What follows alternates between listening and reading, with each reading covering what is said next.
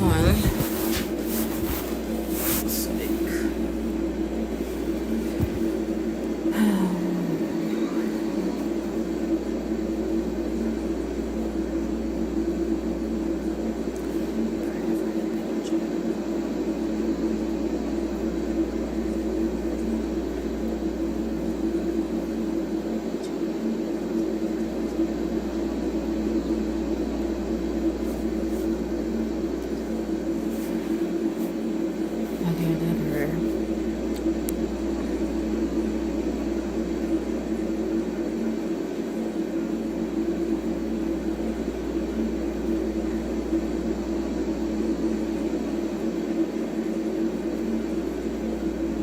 It's not ERB, we need an NLT.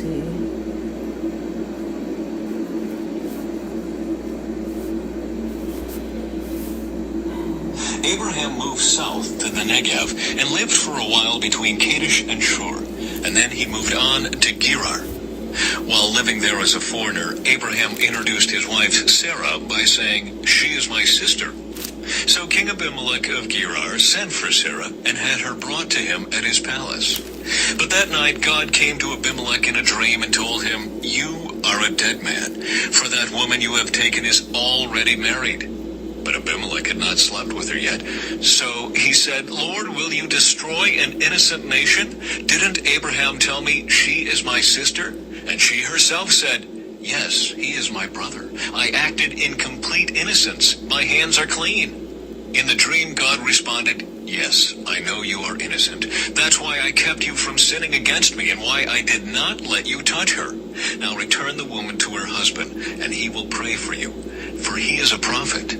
Then you will live. But if you don't return her to him, you can be sure that you and all your people will die."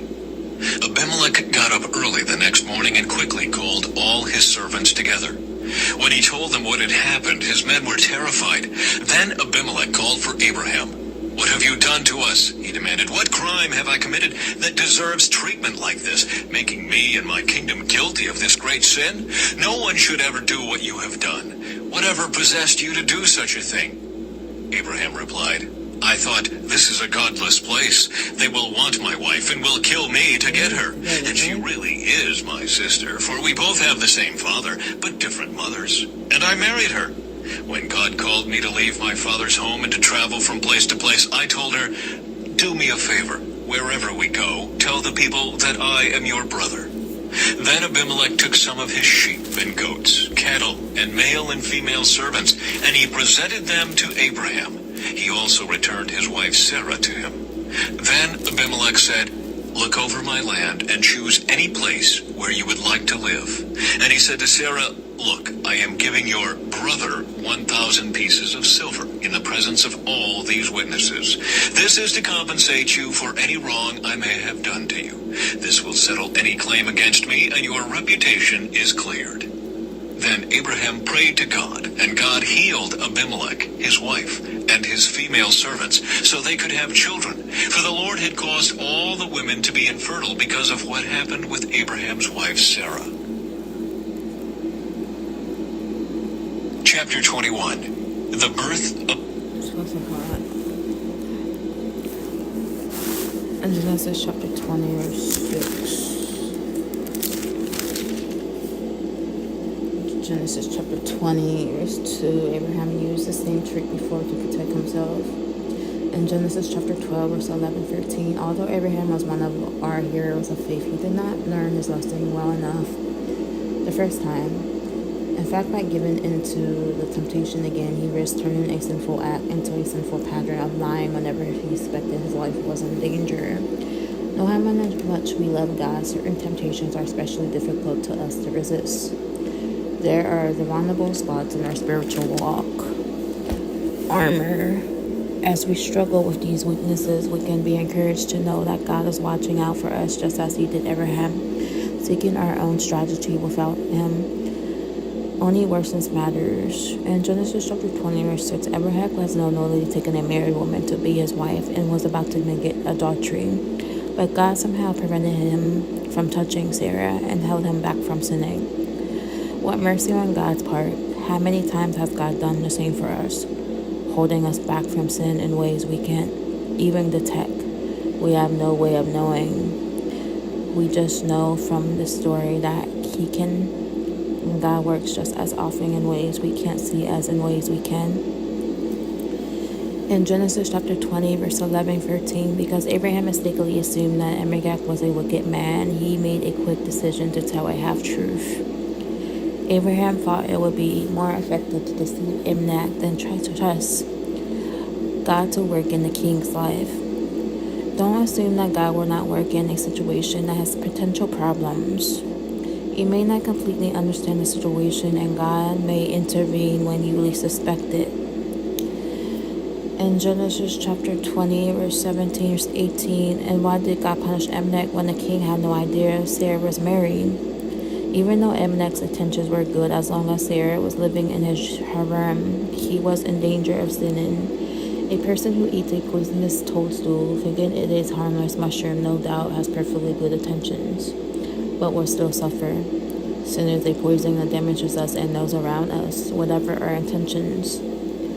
The punishment striking all the women of Amalek's household was inferiority lasted only as long as Amalek was in danger of sleeping with Sarah. It was meant to get Amalek's attention, not to harm him. The punishment clearly showed that Abraham was in the legal with Almighty God. Just as the innocent may have made Amalek respect and fear Abraham's God.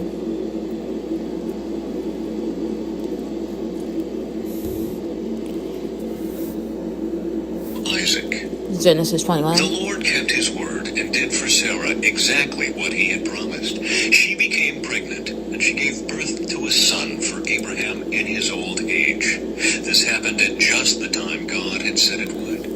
And Abraham named their son Isaac. 8 days after Isaac was born, Abraham circumcised him as God had commanded. Abraham was 100 years old when Isaac was born. And Sarah declared, God has brought me laughter. All who hear about this will laugh with me. Who would have said to Abraham that Sarah would nurse a baby? Yet I have given Abraham a son in his old age. Hagar and Ishmael are sent away. When Isaac grew up and was about to be weaned, Abraham prepared a huge feast to celebrate the occasion. But Sarah saw Ishmael, the son of Abraham, and her Egyptian servant Hagar making fun of her son Isaac. So she turned to Abraham and demanded, get rid of that slave woman and her son. He is not going to share the inheritance with my son Isaac. I won't have it. This upset Abraham very much because Ishmael was his son. But God told Abraham, do not be upset over the boy and your servant. Do whatever Sarah tells you, for Isaac is the son through whom your descendants will be counted. But I will also make a nation of the descendants of Hagar's son, because he is your son too. So Abraham got up early the next morning, prepared food and a container of water, and strapped them on Hagar's shoulders. Then he sent her away with their son, and she wandered aimlessly in the wilderness of Beersheba. When the water was gone, she put the boy in the shade of a bush. Then she went and sat down by herself about 100 yards away. I don't want to watch the boy die, she said, as she burst into tears. But God heard the boy crying, and the angel of God called to Hagar from heaven, Hagar, what's wrong? Do not be afraid. God has heard the boy crying as he lies there. Go to him and comfort him, for I will make a great nation from his descendants. Then God opened Hagar's eyes, and she saw a well full of water. She quickly filled her water container and gave the boy a drink. And God was with the boy as he grew up in the wilderness. He became a skillful archer, and he settled in the wilderness of Paran. His mother arranged for him to marry a woman from the land of Egypt. Abraham's covenant with Abimelech. About this time, Abimelech came with Pichol, his army commander, to visit Abraham. God is obviously with you, helping you in everything you do, Abimelech said. Swear to me in God's name that you will never deceive me, my children, or any of my descendants. I have been loyal to you, so now swear that you will be loyal to me and to this country where you are living as a foreigner. Abraham replied, yes, I swear to it. Then Abraham complained to Abimelech about a well that Abimelech's servants had taken by force from Abraham's servants. "This is the first I've heard of it," Abimelech answered. "I have no idea who is responsible. You have never complained about this before." Abraham then gave some of his sheep, goats, and cattle to Abimelech, and they made a treaty. But Abraham also took 7 additional female lambs and set them off by themselves. Abimelech asked, "Why have you set these 7 apart from the others?"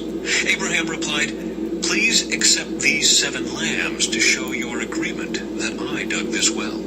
Then he named the place Beersheba, which means well of the oath, because that was where they had sworn the oath. After making their covenant at Beersheba, Abimelech left with Pichol, the commander of his army, and they returned home to the land of the Philistines. Then Abraham planted a tamarisk tree at Beersheba, and there he worshipped the Lord, the eternal God. And Abraham lived as a foreigner in Philistine country for a long time. Genesis chapter 21, verse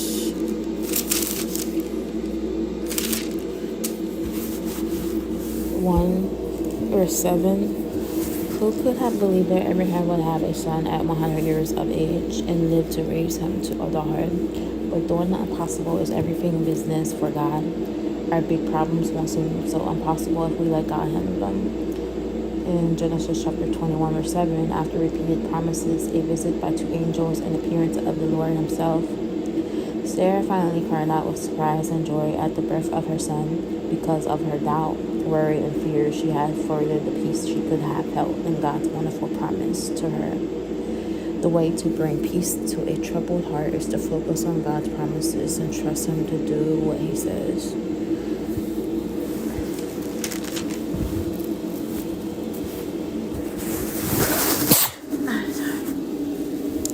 Genesis chapter 21, verse 18. What happened to Ishmael and who are his descendants? Ishmael became the ancestor of a large tribe of nation. The Ishmaelites were nomads living in the wilderness of Paran, south of Israel. One of Ishmael's daughters married Ishmael's nephews. In Genesis 28, verse 9, the Bible pictures the Ishmaelites as hostile to Israel and to God. It's modern day.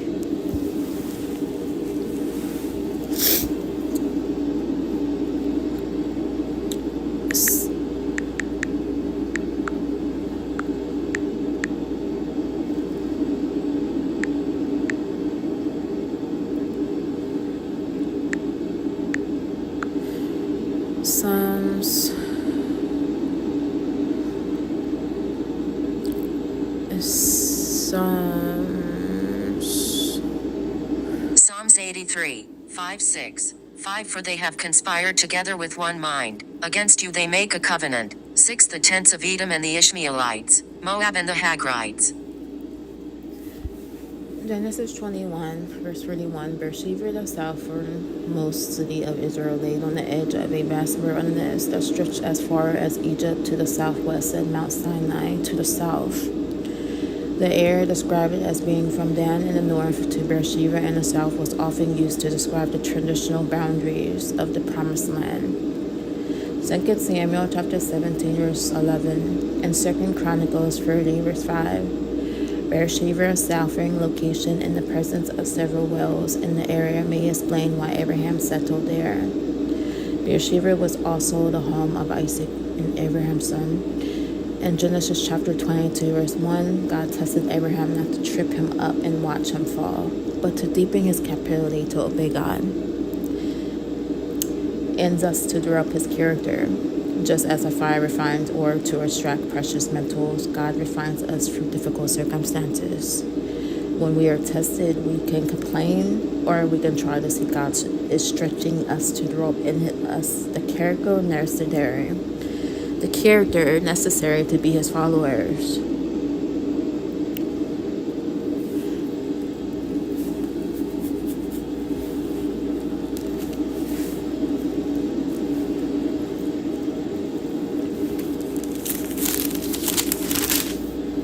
So that's a little article by Isaac in the Bible. This Bible I have, it says a name carries a great authority. It sets you apart, it triggers memories. The sound of it calls you to attention everywhere. Many Bible names accomplish even more. They were offering descriptions of important facts about one's past and hopes for the future. The choice of the name Isaac, he laughs, for Abraham and Sarah's son, must have created a variety of feelings in them each time it was spoken. At times, it must have recalled their shocked laughter at God's announcement that they would be parents in their old age. At other times, it must have brought back the joyful feeling of receiving their long-awaited answer to prayer for a child. Most important, it was a testimony to God's power in making His promise reality.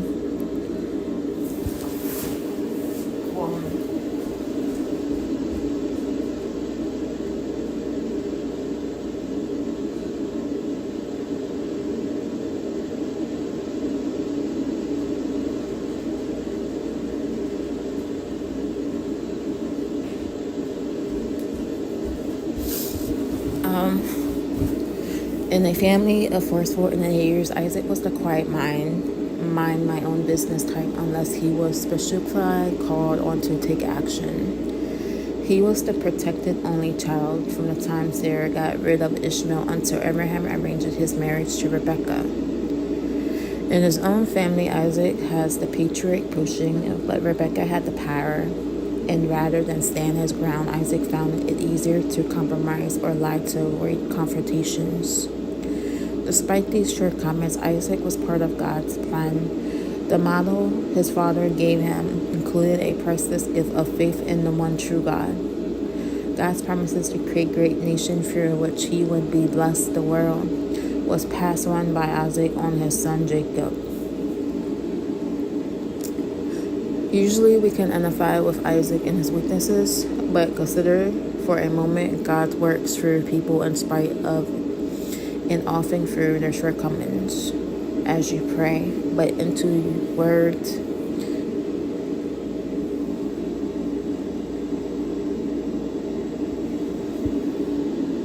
Your desire to be available to God, you will discover that His willingness to use you is even greater than your desire to be used.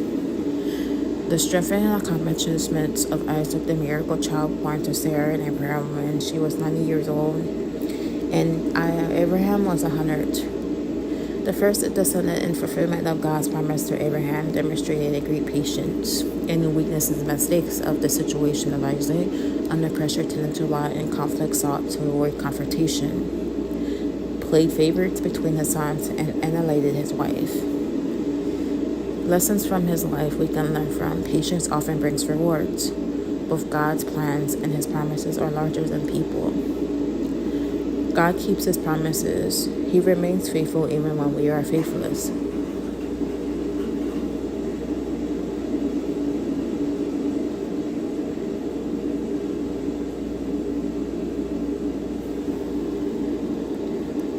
Playing favorites is sure to bring family conflict. And vital statistics were rarest places in the southern part of Canaan, including Beersheba in Genesis chapter 26-23. The application wealthy livestock owner, relatives, parents Abraham and Sarah had brother Ishmael, wife Rebekah, twin sons, and Jacob and Esau. Genesis chapter 17, verse 19. But God replied, "No, Sarah, your wife will give birth to a son, for you will name him Isaac, and I will confirm my covenant with him and his descendants as an everlasting covenant." Isaac's story is told in Genesis chapter 17, verse 15, verse 35-29. He is also mentioned in Romans chapter 9, verse 7-10, in Hebrews chapter 11, verse 17, verse 20, in James chapter 2, verse 21.